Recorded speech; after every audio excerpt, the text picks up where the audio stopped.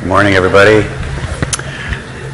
A week from today, I know you guys are all very excited about this. We have our first exam in here, okay? Yes, one person excited. You had way too much coffee this morning. So, obviously, I'm sure all of you are interested in what's going to be on that exam and what type of questions are going to be on there and what, more specifically, what the answers to those questions are going to be. And for the right price, no, just kidding. But I will go over some example questions. Before I get to those, the way it's looking, we're going to finish Chapter 5 today, which is the carbs, and start the fat chapter, and we should be able to get that finished by Tuesday. So therefore, the material on the exam will be Chapters 1 through 6, okay? This will be posted on Moodle as well, but most of that, obviously, Chapter 6 will be finishing on Tuesday. So you might want to get studying and all the other stuff, and because that material will be somewhat new, you only have a couple days to study for whatever info we go over yet on Tuesday. Sorry. The exam format is 60 questions. It is the little fun little bubble, Scantron bubble things. You guys all know, multiple choice. The way the format works is you guys are going to come in, and what I want you to do is sit every other, okay? So make sure there's someone not next to you. And I will be gone next week, Thursday. So Jonathan, and he'll hopefully round up some cronies to come in and help proctor the exam. Just make sure, we've had way too many incidents of people cheating. Like, you can't use your cell phone, okay? It's pretty obvious, right? Can't ask the person next to you. Again, bring a pencil, and unless you're extremely confident, I'd bring an eraser too, okay? Just a little, we've had these issues in the past. So that's kind of the layout. You can have your books and stuff, but make sure all your notes, this is not an open note test, all your notes, cell phones, everything like that is away. I guess we haven't, now that smartwatches are out, I guess I haven't encountered this yet, but I suppose that could be used to someone's advantage, but hopefully we won't have to go down that path. So, as I said, 60 points. Just to give you guys some examples of some of the questions. Again, I really do try to hit the more high-level stuff, but, I mean, everybody has their different opinions on how good I am at that. But here's some of the questions I've asked in the past, all right? So, for example, the best type of fiber to eat for reducing cholesterol is soluble, insoluble, glycogen, crude fiber. What did we talk about? Which one altogether? A, soluble fiber, right. We talked about multiple times about this lowering cholesterol, which is not a monosaccharide. Okay, so we're talking about the carbohydrate chapter here. The monosaccharides we talked about were glucose, fructose, and galactose. Therefore, by default, sucrose is the answer. So that's a disaccharide. Where would you find the most bacteria? Remember, we talked about bacteria. So this is kind of one of those questions that it's not simply regurgitation a little bit. You kind of got to know, okay, the bacteria on the lower part, and then you also have to know the anatomy. So most bacteria we find in the colon. Obviously, esophagus, stomach, and duodenum. Well, duodenum has a few, but nothing like the colon. Of the GI-related disorders, which one do we know the least about, or at least about what causes it? So ulcers, we talked about being a bacteria for most people, unless you take aspirin or something and it eats a hole in. Celiac disease was gluten, that protein that our body reacts to. Gastroesophageal reflux, GERD, is that's from heartburn, and we know certain foods and genetics trigger that. But irritable bowel syndrome is one that we know almost nothing about what triggers it. Okay, so the answer would be IBS for this. Most foodborne illnesses. Which one is this?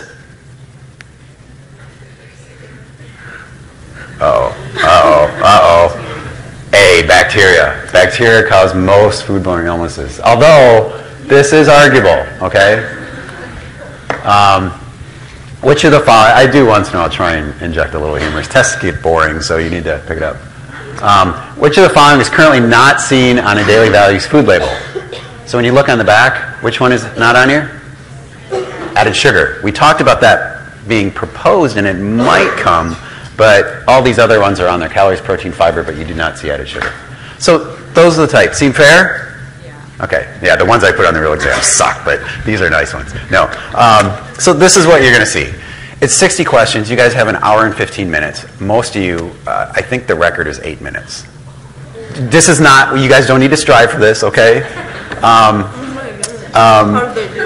Yeah, I don't, that's a good question. How did they do? Yeah. I don't remember. I've had students do really fast that did great, that were just like rocket scientists, and then I had some that really fast, and I think they were like, oh, screw this, I don't know it, so they just started like making a pattern of the dots, yeah. So you're not stressed out. So my point is you have plenty of time. Take your time, relax, think through it, go with your first instinct usually.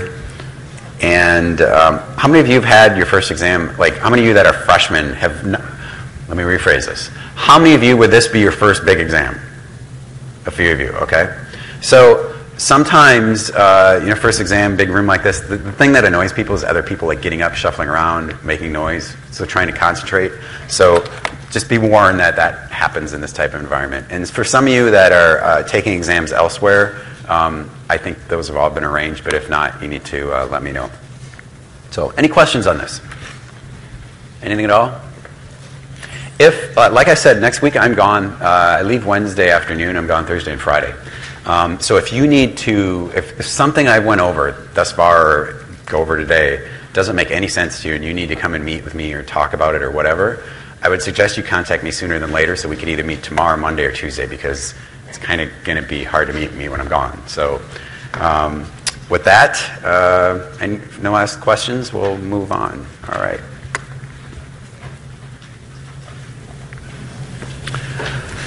So today we are going to end, we ended talking about some diseases related to carbohydrate metabolism. Metabolic syndrome and hypoglycemia is where we left off. And this was a slide that we didn't go through. And it talks about this concept of glycemic index and glycemic load. And what this is developed for, it's basically used to try and predict when you eat a food or a serving of a food or a meal, how much of a spike your blood glucose goes up, okay? And so if you think about this, if you eat whatever it may be, you could get very different responses. So let's say you eat something like a piece of white bread or some rice. Your blood glucose may do something like this. It's going to go up because you're getting a lot of sugar, a lot of glucose coming in, and then your body is going to respond. What hormone is going to be released up here to make this go down? Insulin, that's right, okay? And then it's going to go back down to hopefully near baseline. But you could also eat foods that have a much more, where the carbohydrates degraded more slowly, or you could have other things within the food that slow down, for example, the digestion or rate of absorption. So some fat, some fiber, things like this. And your response would be like this, okay? And so this is the way it works. It's usually compared to a standard, which is usually straight glucose or something really starchy. And then we give it a score of like high, intermediate, or various things, and you can look these up all over the internet.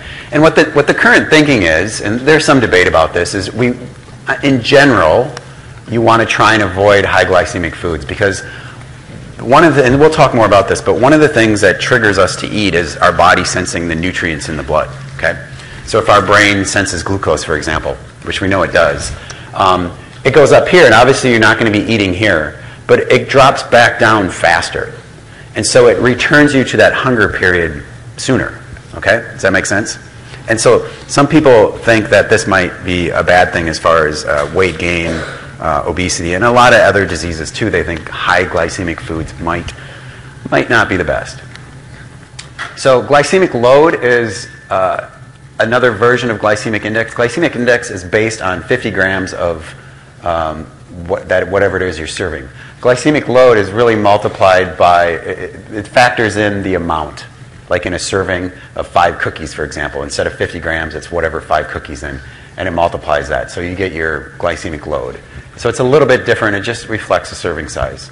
Okay? And again, why we care about this is there's some links between this and various metabolic diseases, especially related to glucose metabolism, like diabetes. And this is, you obviously need to memorize this for the exam. Just kidding. But this is just for your reference, just to see some things with glycemic index. You can see, for example, white bread. What else do we have in here? Rice, all sorts of things. You can just scroll over and see what the carbohydrates is and the grams. And obviously, the more starchy things you have, the higher glycemic index, or glycemic load, and the more fiber things you have, the less glycemic index it'll be. And the one thing I should mention, I didn't point out, is some of the, we're talking about glucose here. When it comes to insulin release, insulin isn't triggered by fructose, for example, or galactose very much. So when you drink something, if you have honey or if you drink a soda, there's obviously 50% glucose or 50% fructose in there. The fructose really doesn't do much as far as telling your body to metabolize the glucose, okay? So you get a different response based on starch versus sugar, okay? The starch is actually more, has a higher glycemic index. Okay, so we're going to end here on a question of the day. We have a few I'm going to go through. It says, if carbs are a nutrient needed for energy, why do some people go on no-carb diets? Wouldn't that be harmful to our bodies? Okay. So low carb, it's almost impossible to go on a no-carb diet, just because carbs are in everything pretty much, to various degrees. But low-carb diets are pretty popular. You guys have all heard of this, right? Low-carb diets are high-protein, high-fat diets, same thing. Wouldn't these be harmful to our body? So first of all, why would people go on these? Anybody have an idea? Like, so this is type of, there's lots of flavors of this, but the Atkins diet, many of you have heard of. This is the one that really emphasizes this stuff. It's really cut out the carbs. Anybody know why people go on these types of diets? Because they hate carbs? Yeah. What? So a big one is weight loss. And we'll talk more about this in one of the chapters, I think 11, where we talk about weight balance. And honestly, there is some evidence that people lose weight on these diets, okay? And it's simply because they eat less. And when you take, there's a couple reasons they eat less. First, they're taking a lot of things. If you look at all the food you ate right now and you removed everything with carbs in it, there'd be a lot less food you'd eat, right? So that's one factor. The other factor is when it comes to foods that, I'm going to use a term here, satiate you, which means it makes you feel full, not want to eat. Protein is the one that shuts down that food intake in your brain the most, okay? So when you eat a high protein meal, it tells you to stop eating, and so you eat less calories, and this is well documented. So if you're replacing some of those carbs in your diet with protein, it's going to make you eat less calories, right? So that's another big driving factor. So anybody else know why people go on low-carb diets? Yeah? Medical reasons? Medical reasons. So people with, for example, seizures or epilepsy, okay? Your brain is wired for glucose. It loves glucose, right? That's why we have to have glucose in a certain level or we pretty much die. But if you go on one of these low-carb diets, we still keep making glucose, and I'll talk about this in a minute. But what our brain does is it realizes that we're starved for glucose, so it starts converting over to these things we talked about. I briefly mentioned ketosis, ketones. I mentioned that. So this is what you get when you burn fat, and your brain starts using these. And instead of glucose, up to maybe 50% of the energy the brain uses is from these little ketones. And it changes your brain metabolism, okay? And it does so, we're not exactly 100% sure how, but it does so in a way that can prevent, to some degree, or at least minimize the severity of seizures, okay? And that's actually how these diets started, is because somebody back, I think in the 60s, figured out that when they put their patients with epilepsy on these diets, these low-carb diets, that they also lost weight. And they're like, that's kind of interesting. And so then they put some people without epilepsy that were overweight on these diets, and lo and behold, now they sell diet books all over the world. So that's why people go on it. Now, wouldn't it be harmful to our bodies? There's a lot of debate about this question. On both, some people would argue, there's a camp of people that argue carbs are the villains because thousands of years ago we didn't eat carbs, or very little, right? We've only really incorporated a lot of grains and carbs in our diet since we started farming and all that stuff. But back when we were running around trying to catch whatever we could eat and find berries and nuts and stuff, we didn't have many carbs. And so there is an argument for that. But the other side of the camp says that when you replace carbs with certain things in the diet, for example, a lot of meat, a lot of fat, that these could be bad as well. And so the problem with these is there's really no good long-term studies. What is known is that probably a very low-carb diet for long-term is probably not in your best interest. But again, there's a lot of debate on that. Now I want to go into what happens though. How can we actually survive on a no-carb diet? And I'm going to give you a little bit of a preview here for Chapter 10, the metabolism chapter. And it talks about, basically the point I want to get across is how we get energy. And so when you take in fat in your diet, basically what happens to that fat, so this is in your diet, and if we look and say this is in our body, okay, that fat can only go to fat. So in other words, you can't eat fat and convert it to glucose in your blood. Doesn't happen, okay? You can't eat fat, and for the most part, you can't convert it to protein, okay? If you eat carbs, I shouldn't put glucose, I'll put carbs. Ah, shoot.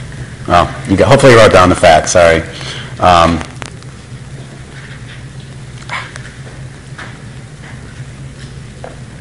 If you eat carbs, the carbs can go to, obviously they can go to carbs. I'll put, like glucose. They can go to fat, and some amino acids. So amino acids obviously are the building blocks of protein, right? So we'll get into this later on. Some amino acids we have to get from the diet, but some we can make. And some of those we can make from carbs, yes? So can you interchange the word carbs and glucose, or are those?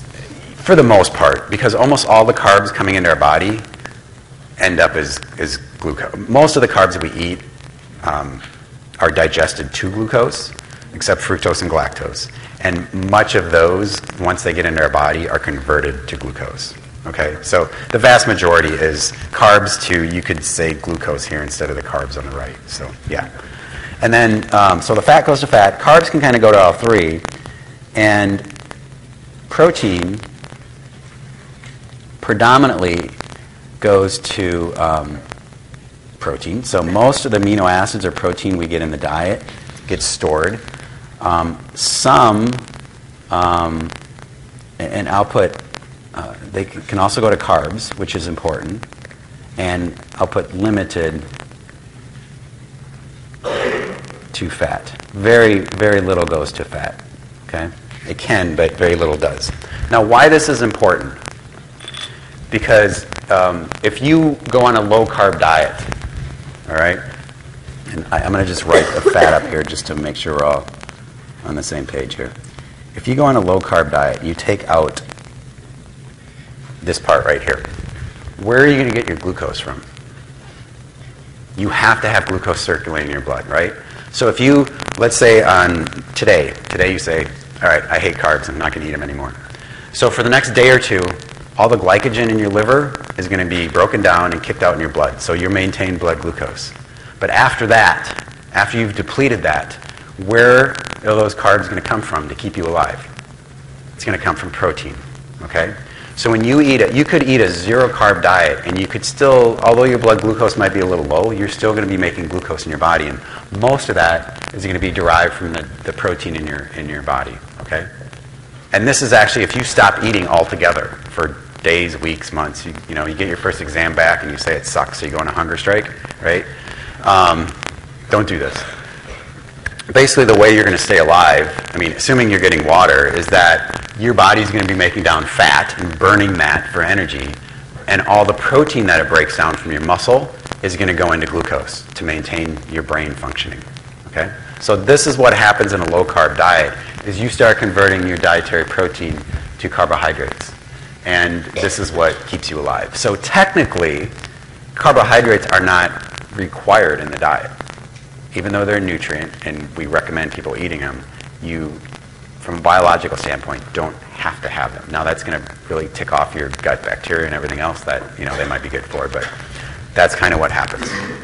So in a nutshell, the low-carb diets can be effective for losing weight, but the problem with these, and I'll probably talk more about this later this semester, is staying on them, okay? For some people, eating bacon and eggs for breakfast sounds great, no carbs, but they're doing that for 3 months or 6 months or 3 years. People don't do it, okay? They can't maintain that type of diet. It limits fruit. Think of all the things with carbs in it. Almost all fruits have a fair amount of carbs in it. Breads, grains, pasta, just so much stuff. It's really hard to maintain that type of diet. Any questions on this? Okay.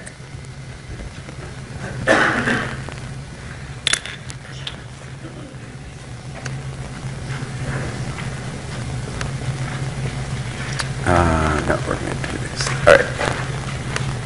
Okay. Now we're going to talk about my favorite nutrient, which is fat. All right, lipids.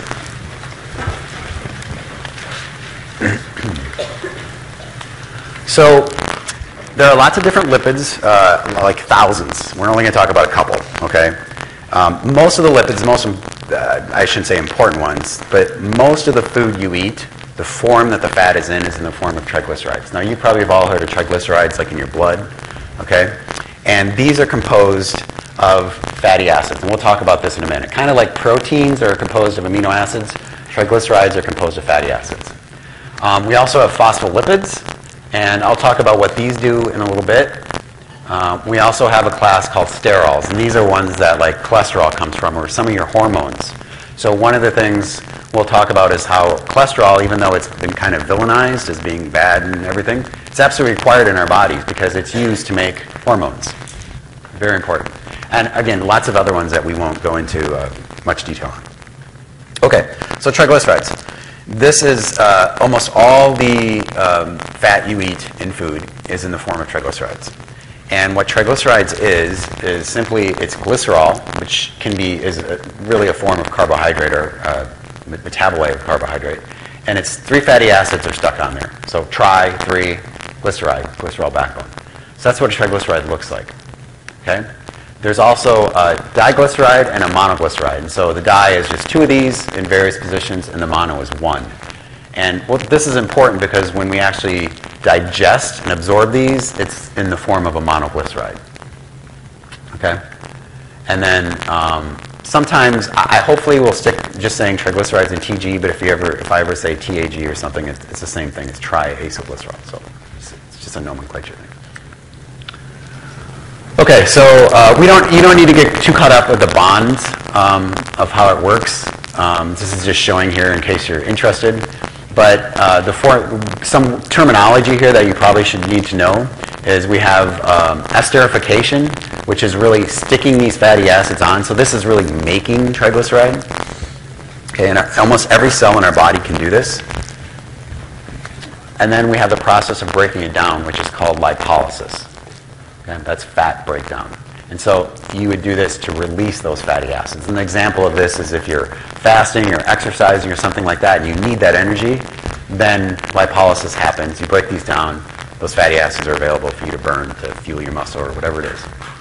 And then some of them, not a big point, but can be reattached once they're broken off. Okay, so fatty acids are very heterogeneous.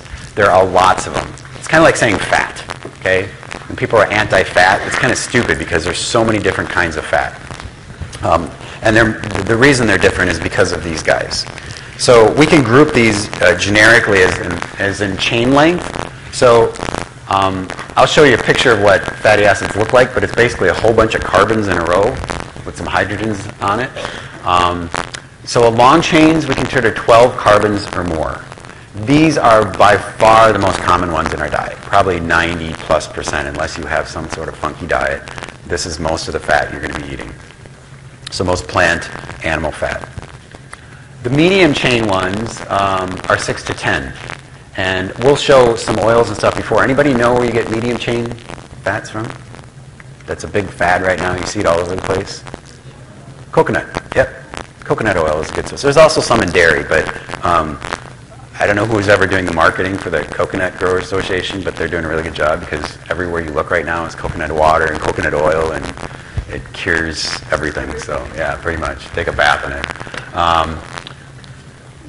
Then there's short chain fatty acids. So these are less than 6 carbons. We get very little of these in the diet, but where we do get them is from our bacteria. So they ferment, fiber and produce these guys. So most of you guys have seen on the back of a food label, I'm sure you guys have all heard these at some point in your life, the different classes of fatty acids or different classes of fats. And typically the way these are organized are saturated, monounsaturated, or polyunsaturated. And so what that means is a saturated fatty acid has no double bonds. We've got to get into a little bit of chemistry here. So this is what it looks like. It's a bunch of carbons all attached together with hydrogens around here, and then you have one or a couple little oxygens here. Okay, but it's just a straight chain of carbons, all single bonds. That's a saturated fat. A monounsaturated fat has one double bond. So unsaturation means you basically are adding double bonds. So you getting rid of hydrogen here and forming this double bond between two carbons. And then polyunsaturates, as you would guess, has more than one of these double bonds, many. Okay, so in this case, it would be two double bonds. Okay. And then the position of these, we'll talk about these in a minute. The position of these also influences properties of the fatty acid. But this is the general what makes a saturated, monounsaturated, and polyunsaturated fatty acid different. It's just the chemistry. So there's also, we'll talk a little bit more about this, the health ramifications of this. There's also fatty acids come in the forms of cis or trans. And I don't want to get too much into the chemistry of this, but I think it's important to mention. Most fatty acids we get are in the cis, and it looks something like this. It gives the fatty acid a little bit more flexibility, I guess you could think. It changes the shape of it. And this is important for physical properties in our body. And then there's also ones called trans fatty acids. How many of you have heard of trans fats? Yeah, most of you. Okay. So what a trans fat is essentially changes the orientation of this double bond. And what that does is it gives the fatty acid different physical properties. It makes it more rigid. It makes it look or act more like a saturated fat. Okay? Where do we get these? We get these some from ruminant animals, and some from, if you look on the back of a food label and you see partially hydrogenated soybean oil or cottonseed oil, whatever it is, anything partially hydrogenated, that's usually trans fats. And these have been big in the news over the last decade, and we'll talk about the health ramifications of these in a minute. And this process of making these is called hydrogenation. So you take an unsaturated fat, you add hydrogens, and it becomes more saturated and it yields fatty acids. So this is what happens. And this is used, I'll talk about this again, but it's used a lot, or less and less now, but it was used a lot in the food industry because, as we'll talk about, when you have more and more of these double bonds, it makes the fat more likely to go rancid. It becomes oxidized and it goes bad. Okay? If you put it in this trans form, it's much more stable. So if you're making a food product, you can put it on the shelf, and your shelf life is going to be longer if you have these trans fats. And so that's why they were originally developed. So we talked about chain length, saturation, and this shape. How do these influence the physical properties? If you think about fat, let's think about triglycerides for a minute. We have olive oil, which is 100% triglycerides, and then we have lard, which is pretty much 100% triglycerides. Very different physical properties, right? At room temperature, one is a liquid, and at room temperature, the other one is pretty much a solid, almost rock hard, right? Or really squishy. Why is that? So what factors make a fat more solid? The reason it is because the fatty acid composition is very different between those two. And so what makes a fat act more solid at room temperature, okay, so in other words, it changes the melting point, is a longer chain length. So short and medium chain fatty acids are pretty much all, well, some are water soluble, but they're very fluid. They'd be liquid at room temperature. As you get to the very long ones, they become more solid. And the other thing that influences it is saturation. So the longer the chain is, and the more saturated, or the less double bonds, means that it's more solid. So if you were to take a fatty acid, let's say that's 18 carbons long and no double bonds, that thing's like a rock, okay? Where if you take one that's 14 carbons with a few double bonds, it's going to be very, very fluid, very liquid. And then the other thing that influences it is the trans bonds. And I mentioned this.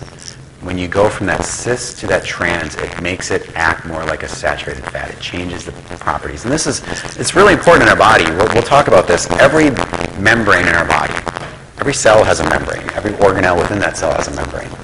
All of those are made up of fatty acids are part of that.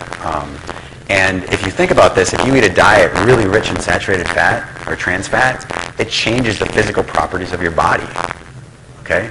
Very much so. If you think about, let's think about animals that have different fats. Let's take a cow or a pig. If you look at their fat versus that of a fish, which has very unsaturated fat in it, just looking at the fat, it's very different physical properties. One's much more liquid, one's much more solid. So you can see it there, but it also happens on us, even though you may not realize it. And this affects pretty much everything. Okay? It has huge effects in our bodies. So in addition to these saturated, unsaturated, you've also heard of like omega-3 fats or omega-6s, right? Omega-3s, everybody heard of these? These are based on where these double bonds happen. So this is only for unsaturated fats, so the monounsaturated, these are only for polyunsaturated, sorry. You can see basically the way this works, and I don't want to get too lost in this, I'm not so concerned, but you need to know the concept. So the way fatty acids are named, so this is an omega-3 fatty acid called linoleic acid. And this is an important one, or linoleic, sorry, because it's required in our diets. Okay, and I'll talk about that in a minute. And so when we label these, we say C means the number of carbons, which is 18. So if you count all these up, it'll be 18. And 3 means there's 3 double bonds. And what calling this an omega-3 means that the first double bond is 3 carbons from this end, okay, the omega end. That's how it's named. And then the other bonds are usually 3 carbons apart. But it's the localization where this first one happens. So this is an omega-3, it starts 3. This is an omega-6, it starts 6 carbons in. And this changes the physical properties, but it also changes what I would call the biological properties. So many of these fats signal to your body and change things and affect all sorts of processes in our body. And this is a big part of that, okay? So when you hear omega-3s or like fish oil or some of those things, the reason they're omega-3s is simply where this double bond is happening. Changes the properties of the fat. So I mentioned, I alluded to this, we're talking about essential fats. So a lot of fats in our diet, a lot of the fats we need, we can make. Okay? If we eat extra carbs, I talked about how we can take those and convert them to fat in our body, right? But we can only convert up to so far, up to so many carbons and so many double bonds. Once we get to 18.2 or 18.1, we're done. We can't go much further than that. So we need these in the diet. These are the 2 absolute essential fatty acids in our diet. Okay? Linoleic and linolenic, and these are an omega-6 and omega-3. And not only do we need these, but we can use these as building blocks then to make longer or more unsaturated fats. Okay? So we kind of have a block. We can only make so much, but once we get these, then we can make other ones. All right? And what we typically make these for is one called arachidonic, which we won't get into too much. It's very much involved in inflammation or your immune system. And this omega-3 here is also used to make these 2 right here. Does anybody know what these 2 are in? Anybody ever heard of these? These are your fish oil fatty acids that everybody hears about. They're so good for you. And we'll spend a little bit more time talking about this. Very long names. I don't care that you know the names. EPA and DHA is usually what they are. Very long, but very unsaturated. Okay? And these have lots of health benefits. This is why people always say eat oily fish.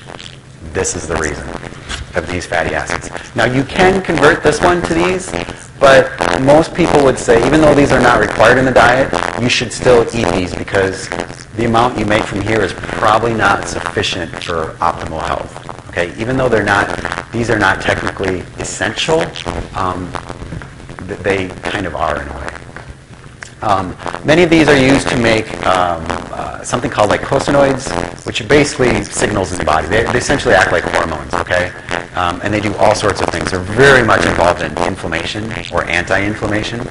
So when you get infected, they turn on your immune system and they also turn off your immune system. And so a lot of links have been made between some of these fats here and the chronic inflammation I talked about, or your immunity in general. Yeah? So there's like people talk about taking like artificial fish oil pills. Is that a good thing? Like, is that beneficial? So the fish oil, taking fish oil pills.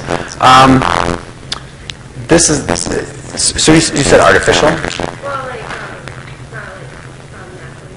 Oh, so, well, it depends where they get them from. So most fish actually get their omega-3s from seaweed, plants, small little marine things. So it's kind of a food chain thing. I don't know if I can comment on the fish oil versus some of the other products, because I imagine most of the other products are like algae or seaweed or things like that, which is the original source anyway. As long as the composition of these is in there, then it's okay. Back to your, I guess, general question of, is taking fish oil a good thing?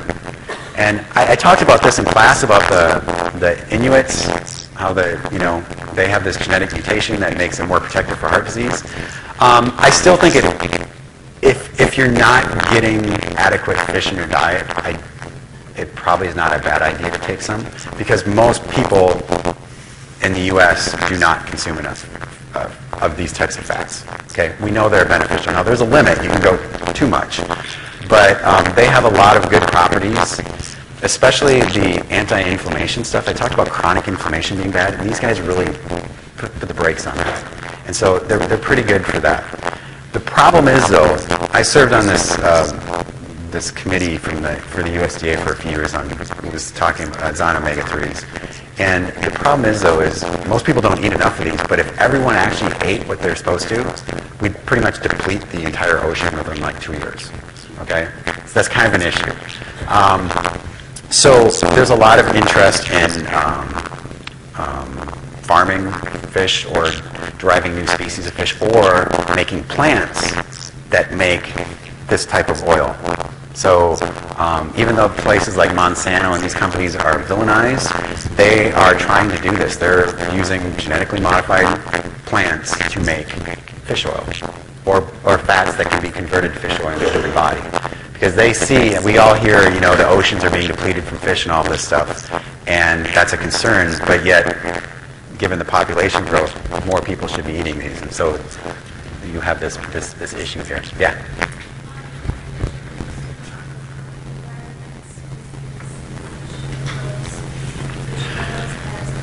So that's a good question. So the fish in a farmed environment, or some fish are grown in the ocean, and places some are grown in tanks, whatever.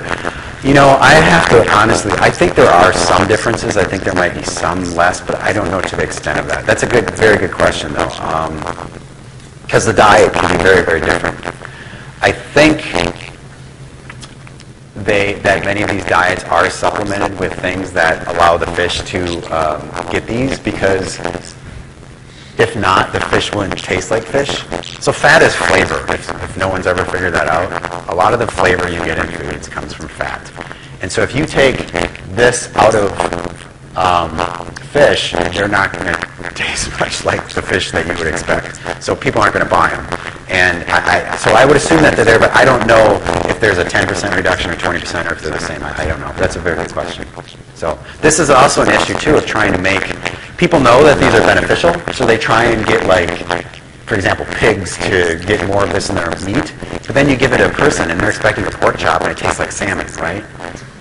It doesn't go so well. When you're expecting something in your mouth and you get something totally different, when you're expecting a big glass of cold water and it's coffee, it doesn't go so well, right? It's the same concept. There's a consumer rejection for this type of thing. Anyway.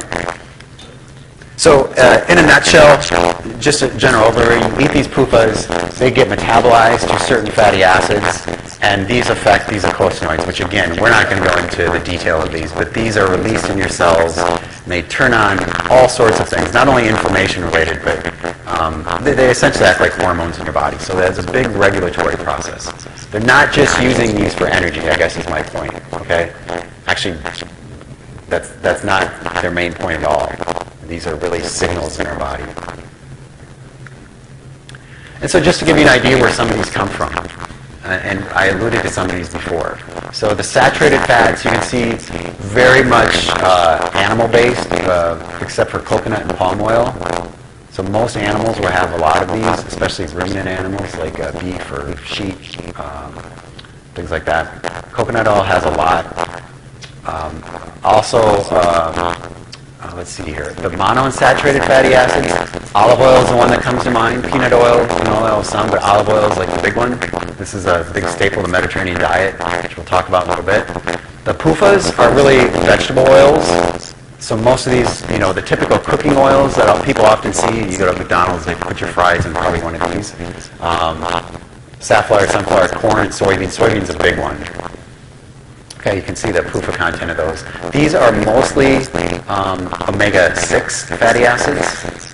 Okay, that's the primary polyunsaturated fat rather than omega-3. And then the trans fats are margarines and shortenings. Okay, so the whole trans fat thing is kind of interesting. I'll touch on this in a minute, why these were developed and the consequences of this. But that gives you kind of an idea of the composition of where some of these come from. So back in it was probably more the 80s, late 80s, when everyone was anti-fat. Fat was doing everything wrong in the world. A lot of companies came up and said, okay, we're going to find replacements for fat. We're going to find something we can put in the food that gives it the same texture, the same taste, physical properties, but you don't get the calories from it. And so they came up with some of these things. I remember seeing these. Olestra was probably the big one. And the problem with these is, well, from a biological standpoint, they affect your fat-soluble vitamin absorption because there's no fat in these. But the big one, which is driving this, and I don't have it necessarily listed here, is that if you eat something like this and it wasn't digested properly, basically what happened is when it got to your gut, the bacteria did some things with it that weren't so pleasant, and most people got diarrhea out of this.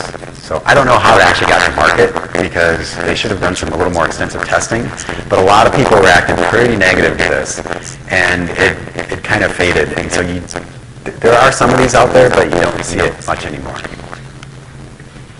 Okay, so we're going to talk about fat in our body a little bit. So we talk about fat in our diet, where we get it from, different types, the chemistry of it a little bit.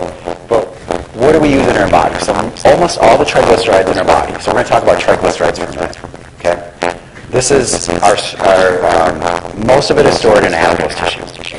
So everybody know what I'm talking about when I talk about adipose tissue? Most people call it fat, right? These are the technical terms, the junk in the trunk, right? The love handles, the belly, the whatever, the saddlebags, whatever they are. Okay? This is triglycerides. This is adipose tissue, right? The squishy stuff.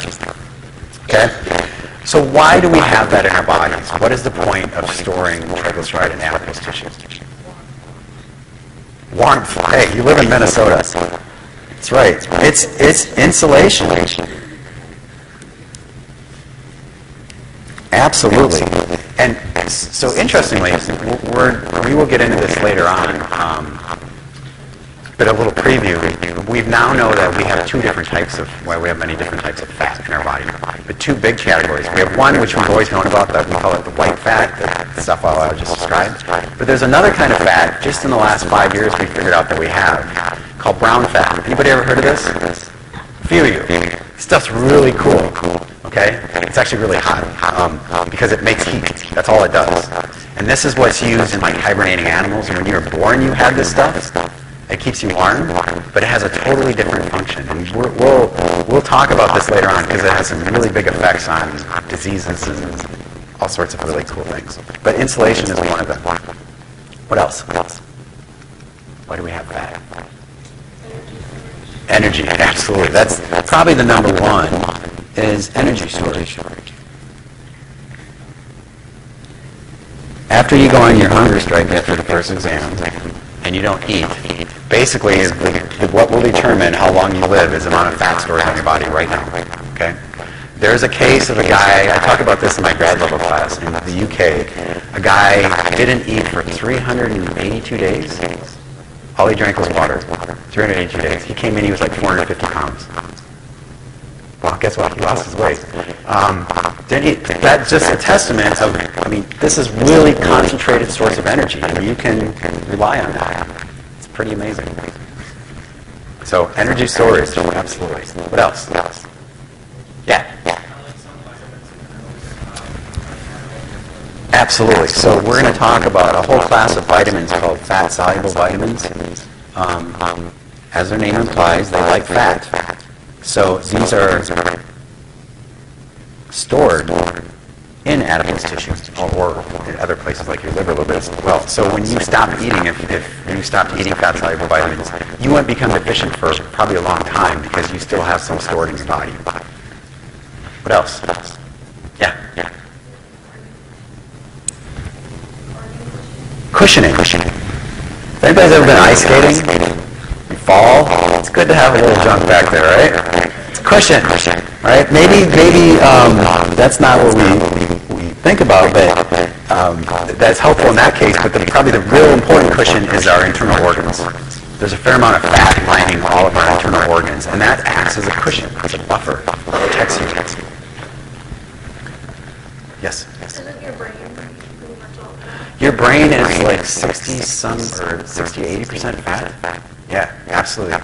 Many different types of fat. So going back to the different types of fat, those omega-3s, your brain is really enriched in those, like crazy enriched, and it won't let you can stop eating. Your brain will not give up one of those omega-3s. It's called DHA. It's not that important that we go into it, but it's really important for brain function. And we'll talk about this because it's really important for development of your brain. So if you look at baby formulas, which again, we're going to get to this later in the semester, they say right on we're supplemented with DHA. Okay? And also when you age, it's very good for preventing brain decline. Okay? So when you get to my age, I'm going to start taking my fish oil supplements. Yes, and it's not just, there's very low triglycerides actually, there's a whole bunch of other lipids we won't talk about. Anything else? I think that's the main ones that I wanted to get across. So those are kind of the main points of what it's doing in our body. Okay, so that's triglycerides. Now, another class that I have to talk about is phospholipids. Okay, and phospholipids are kind of interesting. I talk about them here, but maybe I have a graphic here. I'll show you. I'll come back to this in a minute. So their functions in the body, they are components of cell membranes. So every cell in our body, every organelle, everything is lined with a membrane, and these are almost all phospholipids. Okay? And the other important function, these are really the two big ones, is they act as a emulsifier. So what an emulsifier is it allows water and fat to be happy together to basically not, because if you take water and you put oil on it, what do? They separate out, right? So this is kind of an issue if you're trying to transport fat from your gut to the rest of your body, because it just float like a droplet or plug up your capillary and you die.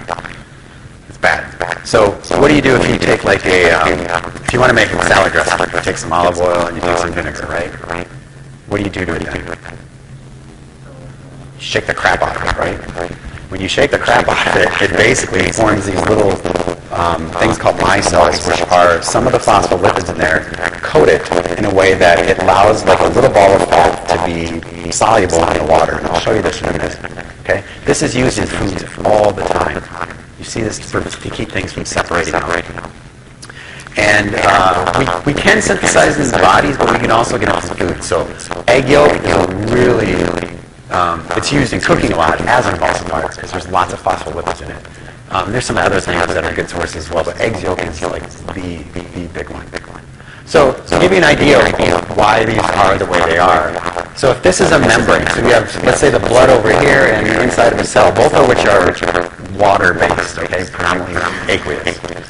Your phospholipid looks like this. You have two fatty acids on here, which are very, what we call hydrophobic, means they hate water. So you trap the fatty acids together, okay, give them their happy little space. And then you have this big, we call it a head group. It can be of various different things. But it's something that likes water. And so it essentially forms a wall where you can have water here in its cavity, and then you can have the fat in here. And this is used, again, for membranes, but it's also, this property is really widely used to transport fat in the body. And we'll show that in a little bit. And the common ones are things like phosphatidylcholine and serine and various other things. It's not so important, but this head group can vary quite a bit. But all phospholipids have 2 fatty acids. So different than triglycerides, which have 3. And they also have the glycerol, just like triglycerides. So we're basically substituting this part. So again, back to my example here, is if you take water and oil and you mix them together, they form 2 layers. But if you have a little phospholipid in there, and you have, so they say lecithin, which you could say egg yolk, it's the same thing, it's a phospholipid, and you add this plus agitation, so you got to shake it up, or do something, homogenize it, something like that. It allows you to make these little balls you can pick up, okay? These little micelles, which is the fat trapped in the middle with all the fatty acids around, so this could be triglycerides. And then you have this head group, which likes the water, so it can actually float along in the blood and carry the fat to the tissues. And this is a very important principle, not only for your body, but again, for food manufacturing and all sorts of things like that.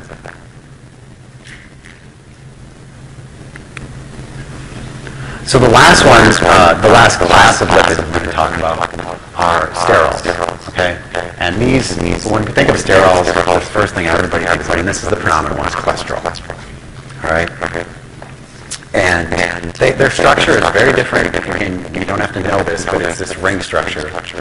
A lot of the members of the cholesterol family, like testosterone, looks a lot like this, as you can see, because it's synthesized from cholesterol. And so its functions are you make steroid hormones like testosterone and estrogen. Okay? It's used in bile, it is in cell membranes, and we haven't talked about chylomicrons yet. We will. Now, the sources of this, very important. Okay? A, we make cholesterol. Okay? The other source is animal products. You do not get cholesterol from plants. Very important point. All right? It's only from animals. And even if and you probably see this, your fathers or mothers or grandparents or whatever on cholesterol-lowering drugs, right? So even if you take cholesterol out of your diet, like pretty much altogether, very low, some people still have high cholesterol. And part of that is, well, there's lots of reasons, but that's because our body can still make it. And some people are just really good at making cholesterol, like perhaps too good, okay? So no matter what you do in the diet, for some people, diet can work, and it can lower cholesterol if you take it out, but for some people, it doesn't. So that's why. And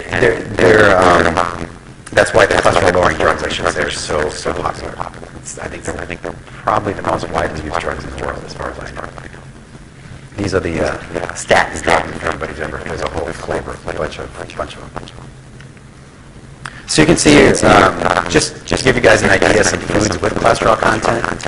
For those of you that had beef brains this morning for breakfast, you got enough cholesterol to last you probably the next couple weeks. Beef liver, you can see obviously animal places that are very enriched in fat. Okay? We just talked about the brain making muscle fat. Lots of cholesterol in there. Egg yolk is also a pretty good source of cholesterol. A lot of it. This is a main source for a lot of people. And you can see some other things going down here. Egg whites, which is zero cholesterol. So if for some reason you're really concerned about cholesterol, just separate out the yolk from your white. Okay. Although I think there's more and more evidence suggesting that dietary cholesterol isn't a really great driver of your blood cholesterol. It's just more genetic than anything. Okay, so fat digestion. Let me see something. So before I get into this, I'm going to see. I wanted to do a question of the day here, and so I'm going to see if I'm actually going to video someone who's an expert on this topic. Well, I shouldn't say he's an expert. He's an expert in bananas. That sounds kind of funny. So this is a question of the day I got. And it says, people always say that bananas get sweeter as they ripen. And I was wondering why that is. Also, do the nutritional factors like sugar content change as the banana ripens? And this is an interesting question, but I think it gets to a bigger question of how food changes as it ripens or how it sits, or kind of the question of what makes a food fresh versus not fresh, what changes in it, how the flavors change, how the nutrients change. And so if he's online,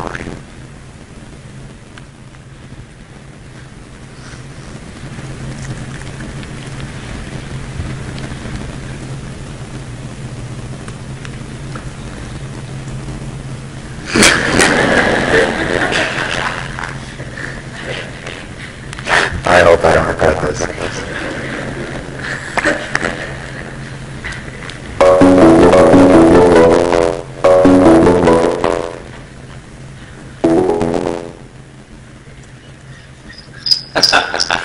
Good morning, esteemed Dr. Peterson. Can you hear me? You sound like you're talking. Maybe I need to turn my mic off. Can you say something, see if I can hear you okay? Can you hear me? Yeah, you guys okay? Okay, so we're going to pick your brain, which shouldn't take too long, it's really small, about bananas, since you've seen all the Minion movies. So we want to know, basically, why a banana gets sweeter as it ripens, and kind of the bigger context of how food changes as it sits, or how the nutrition or the chemistry changes in the food. So I should back you guys up. So Devin is the, what the hell's your title? Director of some crappy center? No, the Flavor Nutrition Research Center, flavor teacher, something like this. So he's a faculty in our department, and he directs the, what is it again? What's the center he said? Flavor research. I can barely hear you because I have like a tin can. Can you hear me okay? Yeah, well, okay, so we'll go back to bananas. So tell us about bananas. All right, so during ripening, obviously with fruit, I know the word correctly here is mature. Initially, it gives a lot of starch, right? The starch is a source of energy for it, and as it matures, it starts to break down to sugar and flavor and everything. And actually, if you wanted to test the ripeness, and you had some iodine, you could drop it on the banana, and it would not turn purple because the starch is gone. I don't have a banana, so I can't do that. I'm sorry that for whatever reason, it's like I feel this is bad house, so I had to go quality years. Okay. So how does so in addition to food being sweeter, can you hear me? In addition to food getting sweeter, is there other changes in the food? Yeah, so you have a lot of, hydrolysis, break down the starch, other enzymes that are going to turn fatty acids into compounds or amino acids, later compounds, organic acids, all these changes that occur that we like, increases the flavor. In fact, in apples, for example, metrics for reading apples, all this sugar acid or something like that is very. You almost sound like a scientist when you talk like that. I can really hear what you're saying. It's like you're talking through like the nights in can. All right. So last question. So this affects the flavor too, right? Yes, it does. So in fact, in most fruits, when they're flavor follows. Let's say, for example, a cucumber, you actually make it by chewing the cucumber. So if you're making it, make sure that you're not out of cucumber nice and thin, and you get a lot of flavor. Cool fact. Everybody have any questions? Well, yes, we have a question from the audience. Just hang on. So the question is back to the banana here. So is it better to eat it from a nutrition standpoint when it's like slightly green or when it's really ripe? So there is the work one, obviously, there's a glucose load and those kind of things. And a greener banana is more starch and less sugar, and so it'll take longer for it to break down in your body, and so you might difference them obviously the missing. So this could affect, we talked about glycemic load today, this could affect the glycemic load or the glycemic index of the banana too, right? The ripeness. I wish I could hear what you're saying. I hear index. Never mind. Any other questions? No? Okay. Well, thank you for your wonderful expertise and your time this morning. My pleasure.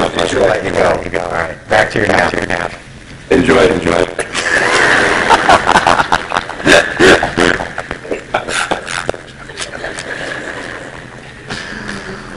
Oh, God, it's fun having special colleagues. Okay, so hopefully I answered that question. So his research is really kind of cool, though, because he studies, hopefully you picked up really the chemistry of food and how that changes as it ripens or various things. And he studies flavor, and so he tries to take a food and say, okay, what gives a food this type of flavor? What's the chemistry going on? What's the molecules in there that make it taste the way it does? But he also tries to look at food from examples. How do you define freshness in a food other than taste? So if you take a food that's fresh, like an apple off the tree, or you let it sit for 3 weeks, what changes in it? What can we measure from a chemistry standpoint that we could actually quantify and say, oh, this apple's not fresh anymore? Or how does that change the flavor, nutrition values, which is I think kind of a cool area. So anyway. So that's one of our questions. So the second question that I want to talk about is, it says when a person takes antibiotics for a necessary cause, are the intestinal bacteria never really wiped out? And if so, how can we manage them? So in class, we talked about this being really important for little babies up to about 3 years old, right? How it can really screw up your microbiota for the rest of your life. And so there's a lot of work on this, and I went and I looked, and there's many papers on this. This is one I found. The title kind of says it all. It says, incomplete recovery and individualized responses of the human distal gut microbiota to repeated antibiotic perturbation.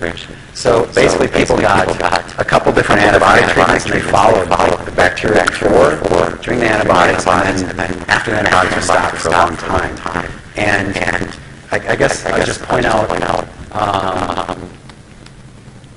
let's see, where was this here? It says, by 1 week after the end of each course, communities, they're talking about bacteria communities, began to return to their initial state, but the return was often incomplete. Although often similar, community changes after the antibiotic vary among subjects and between the two groups within subjects. All subjects, the composition stabilized by the end of the experiment, but was altered from its initial state. Okay? And so I talked to a colleague of mine that does this stuff yesterday too, and he said this is pretty much the norm in what you see. Some people pretty much return close to where they were, but some people end up in a very different spot. Everybody's different after antibiotics. But some people, for whatever reason, end up in a whole other area. Their whole microbiota shifted. Okay? And the other thing that happens for people that are on this is you actually can develop strains of bacteria in your gut that become resistant to that antibiotic. So if someone that takes the same antibiotic for say ear infection or whatever it may be, right? Your microbiota will change, and you will have more and more bacteria in your gut that are resistant to that antibiotic because they can outcompete with the other bacteria, which is interesting. So not only is this for kids, but it can also have an effect on us as well. Yeah.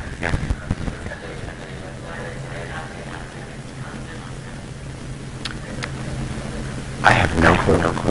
I don't know why they say that. I wouldn't think they would have anything to do with this. I'm not sure if it's the way that antibiotics would be get into your body, the absorption or something. Honestly, I don't know. That's a good question. Somebody else have a question? No. Okay, so this, it's a little bit scary, right? I mean, I think. So what do we do about it? I mean, you don't take.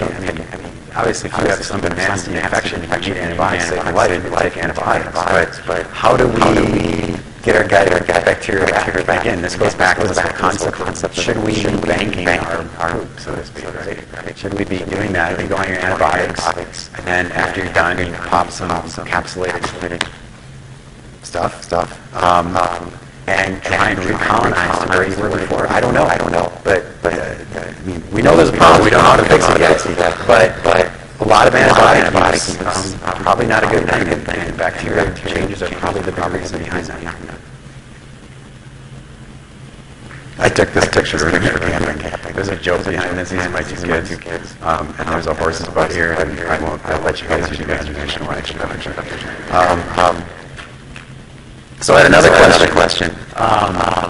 I've heard that diet soda is better than water to rehydrate after a workout. Is that true? Has anybody heard this? No? So I looked it up. And honestly, there's not a lot of like real science on this. There's a lot of stuff. There's a lot of stuff on the internet. But I found this study here, and basically they took people and then they let them work out or whatever, and then they gave them water, carbonated or non-caffeinated citrus soft drinks. Okay. And what they found was that the effective various combinations of beverages and hydration and healthy development, they saw no significant difference basically. And this is pretty much what I found. There's some people that argue that caffeine might actually bad.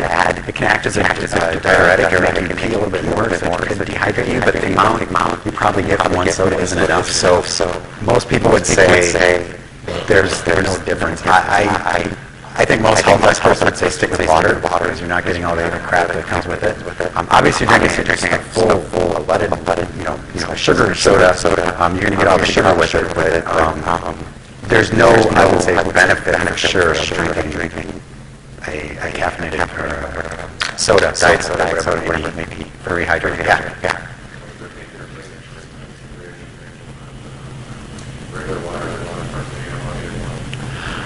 That's a good question. I don't think so. Regular water versus carbonated water. I always wondered about this. If there's any real other than taste, liking one or the other. If there's any difference in your body, biologically speaking, water is water. But if the carbonation has any effect on anything digestion, absorption related, I honestly don't know the answer to that, other than burping more. So if you have gastric reflux, maybe carbonated water is not the best thing for you. But I honestly don't know if there's any difference. So yeah. It tastes good. So chocolate milk after a workout. From a hydration standpoint, I don't see why it would be better or worse. But recovery. So if you're working out, again, what people typically do to recover is you have a meal with carbs in it, right? And so milk has sugar in it. So that's probably why they say, I don't know. Again, I'd have to go look and see if anybody's actually there. I'm sure somebody probably has chocolate milk or regular milk versus water. But I'm sure what it is that you're getting, that's probably Deli chatting. I'm so not going to answer that. His chats are usually not appropriate for this class. Sorry. So I don't know, but I'm sure it's sugar in there that replenishes, and the whole point of it is replenishing the glycogen muscle. That's really the point. Yeah. So Gatorade, we'll talk about that. So the big reason for Gatorade, a couple of things. So you get the hydration effect of water, right? With the sports drinks. You get the sugar fuel you either during an exercise or recover. But a big one is you get the electrolytes. So you get the sodium, you get chloride, there's potassium in there, which you lose with sweat as you exercise. So that's replenishing. Yeah, I'll spend a couple slides talking about how Gatorade can be and some biological parts in the body.